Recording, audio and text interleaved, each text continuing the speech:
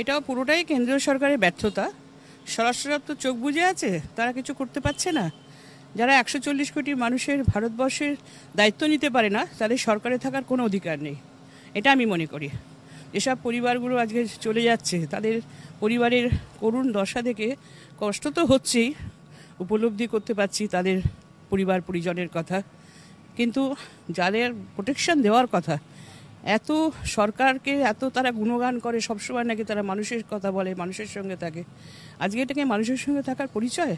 কোনোদিন আমরা পর্যটকদের ওপর আক্রমণ কোনোদিন দেখিনি। জঙ্গি হামলা অনেক সময় হয়েছে, কিন্তু পর্যটকদের ওপর এভাবে আঘাত, এটা একটা ব্যতিক্রমী ঘটনা, যেটা এবারে প্রত্যক্ষ করলাম। বাংলার মানুষ কেন, সারা ভারতবর্ষের মানুষ, বিদেশিরাও আজকে আক্রান্ত হচ্ছে। তারাও চিন্তা করবে আগামী দিন কাশ্মীর তারা যেতে পারবে কিনা। উপদ্রুত এলাকা অনেক আগের থেকে সরকারের এটা লক্ষ্য রাখা দরকার ছিল।